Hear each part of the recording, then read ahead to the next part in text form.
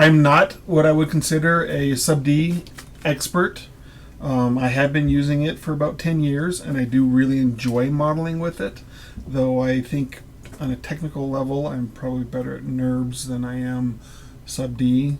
However, I have learned a number of things over the years, and I can translate a lot of that into formZ's version of it. So let's get on with it. First off, benefits of Subdivision is really about the modeling flow. It's a really nice and fluid way to model. The mechanical accuracy, on the other hand, isn't that great in Sub-D. And let me actually show you here. Come on. Okay, there's a polygon, and let's Sub-D that. Kind of looks roughly like a circle, right? But if we match to it, you can see how it kind of starts drifting away. If I increase the resolution, whoops, wrong tool.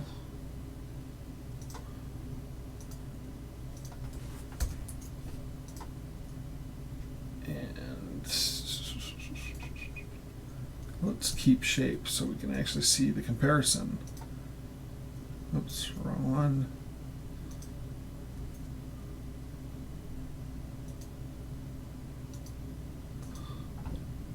Okay.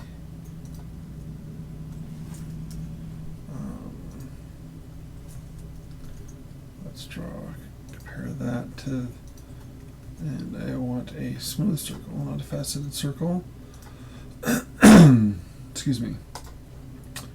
Alright, so you can see that drifts pretty good. Now if I start out with a higher resolution control that's closer to a circle, let's start with a hexagon. Oops, that's not a hexagon. What happened here? Polygon. I think I hit the C key quick. Alright, now let's Sub-D that. Okay, that'll be closer to the circle shape, but still not quite there. Actually, a lot closer. But as we, oops, wrong tool again. Let's bump the controls up there so it actually moves closer towards the circle. And I'm going to take that.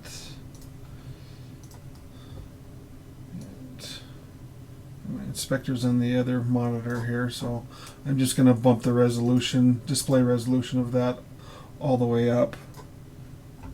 Okay, here you can see this is the actual circle. Of course, that's the Sub-D patch. It doesn't quite follow it. It gets close and points, drifts away, gets close again, drifts away, gets close again, and so on and so forth. And if I keep bumping that up to a higher and higher initial resolution, it will more and more approximate that circle shape. On the other hand, you're kind of getting away, you're kind of defeating the purpose of Sub-Ds. You want to keep as low resolution of a mesh as you can to maintain the shape you want. The best idea to do is have a low resolution mesh, and then where you need detail, add resolution to it in those areas. And in the next video, I'll show you a good way to do that. So anyway, so we can move on to the next step. Advantages of SDS is, again, it's about the flow. It's not really something you really want to bother with, like for manufacturing purposes, unless it's like a character shape or something that's very fluid. Like formZ's advantage for this is its Sub-Ds are essentially NURBS, where like Modo or many of the other programs, say Silo, I believe 3D Studio Max, etc., those don't convert to NURBS. They are strictly a polygon mesh underneath. So if I were to export this out from Modo or one of those other apps, what you get is the control mesh, not the smoothed mesh. So if you want something output, you need to bump the resolution up really high in order to simulate smoothness. So if I extract this out, where's my extract tool? Okay, that is basically what you get when you export it out. It's a faceted model. And with the, say, like your hobby 3D printers, you can bump it up a few steps to where you won't notice that faceting, because the faceting is not necessarily any worse than the layer height of your manufacturing method. But if you're going to get into some of the resin printers and stuff that's really high, you'll notice these facets unless you bump it up crazy high, say up and up and up. Yeah, that's probably about a good range, maybe. You know, if it's a complicated model, you know, that's a lot of polygons to deal with. That would be the model that is sent to the printer. I will say too that there's kind of a misnomer that says that you can't use triangles in Sub-D. You can, as long as you're willing to bump your resolution up. So if I have a triangle, oops, that's not quite a triangle, you know, granted, those don't generally make good flowing fluid patches, but as soon as you bump that resolution up, though, it creates quads. So there's your quads. The trick is again, you really have to kind of start playing with its fluidity. If you bump up the resolution, you've got more points to deal with to generate that fluid shape. So you do want to stay away from them, even though, again, if you're willing to, you know, rough out something at a really low resolution, and then you're going to bump the whole resolution up at least once, you can get by with triangles initially. But then you're going to be playing with making it flow anyway. So let's see where to go on to next. Okay, resin printing, like I said, formZ, the nice thing about it is its prints would translate better to higher resolution printing.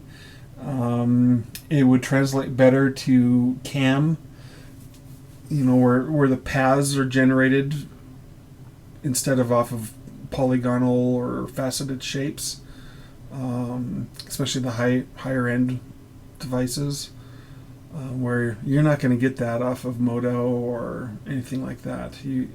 The only way to do it is just bump up the resolution over and over and over to where hopefully it gets beyond what you would notice, and that kind of gets costly as far as memory goes.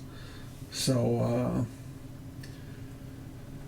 and another nice thing is, let's see, get rid of this. Let's say we're going to start off with a shape. Let's smooth, and oops, I don't want, let's do a faceted shape. Extrude that out. In Modo, the way this would, if I'm going to Boolean into this spheroid, it's going to Boolean to the control objects, not to the smooth shape. So, like in formZ, if I Boolean it, say if I difference this,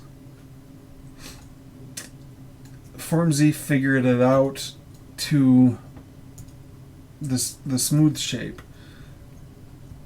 Modo would do something more like this. If I extract that, differenced it, and then smoothed it. That is more like the result you get with Moto. It's pretty messy. Not to say that you can't do it, but it adds a lot of work, a lot of manual stitching of stuff to get something like that to flow.